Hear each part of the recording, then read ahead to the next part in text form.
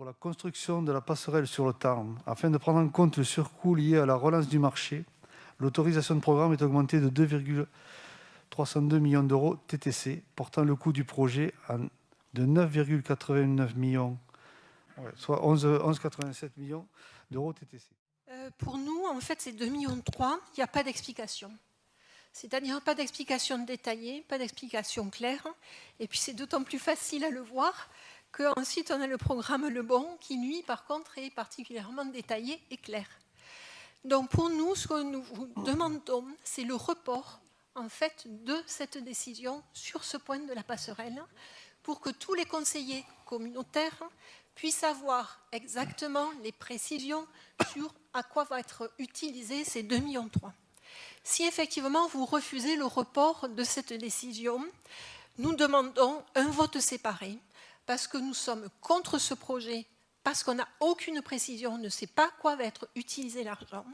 Et s'il n'y a pas de vote séparé, si vous refusez les votes séparés, à ce moment-là, nous serons obligés de voter contre cette délibération fourre-tout et de dénoncer le tour de passe-passe de la passerelle. Merci. Alors, je comprends que demander une autorisation de programme supplémentaire de 2,3 millions par rapport au projet qui a été engagé, ce n'est pas une bonne nouvelle, on est bien d'accord. Alors, je vais essayer d'apporter quelques éléments de réponse et d'explication. Alors, comme vous avez pu le lire dans le document qui a été présenté, le choix de l'agglomération, c'est de résilier le marché conclu avec IOA. Il s'agit effectivement d'une décision qui a mûri parce qu'il y a une perte de confiance par rapport à cette entreprise et à la surenchère des coûts qu'elle demande pour effectuer les finitions. Alors, en ce qui concerne cette demande d'autorisation, je vais vous détailler en quoi elle consiste. Donc, l'entreprise IOA, qu'est-ce qu'il lui reste à faire ? Enfin, qu'est-ce qu'il lui restait à faire, puisqu'on va résilier ce marché. Il lui restait l'application de la couche de finition de peinture sur les tronçons. Les tronçons sont posés derrière et il faut appliquer les couches de finition.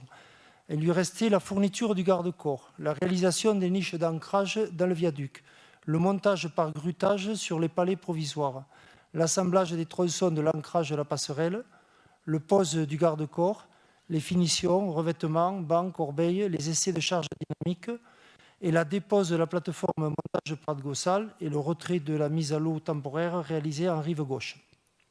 C'est l'ensemble des travaux que devait faire IOA et du fait du choix de la résiliation de ce marché avec IOA, on va lancer une nouvelle consultation pour conclure un marché de substitution.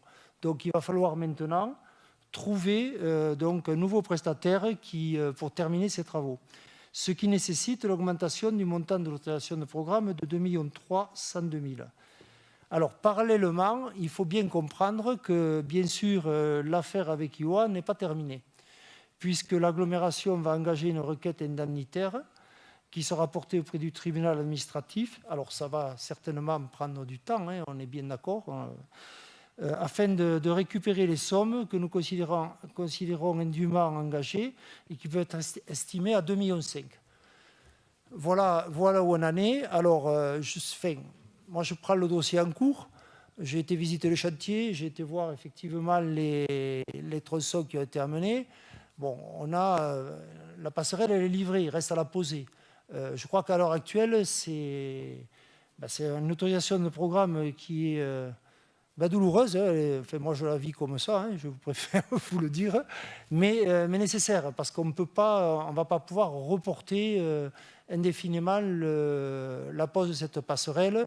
Et au niveau des engagements financiers sur lesquels on est, on ne peut pas se permettre de reculer à l'heure actuelle. Voilà les explications que je pouvais apporter.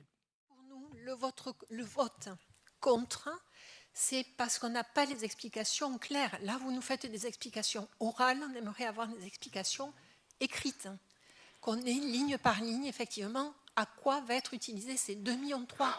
Pour nous, c'est aussi une question de respect par rapport aux partenaires, de crédibilité par rapport à l'agglomération.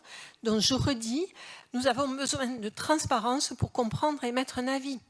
Et les habitants de notre territoire, c'est ce dont ils ont besoin aussi, d'élus qui rendent compte. Donc nous, on maintient notre vote contre. Je suis vraiment désolée, à moins que vous acceptiez de faire un vote séparé. Pour le moment, vous n'avez pas répondu, Madame la Présidente. S'agissant de cette délibération, elle est telle qu'elle vous a été présentée, elle sera donc votée globalement. Donc, s'agissant de la création et de la révision des autorisations de programme prévues au BP 2021, est-ce qu'il y a des votes contre ? Monsieur Cabrolier, Madame Ferrand-Lefranc, Monsieur Pranière, Madame Ibert, Madame Paturé, pardon, Monsieur Tonicello. Bruel, merci. Vote abstention ? Vote pour ? Merci.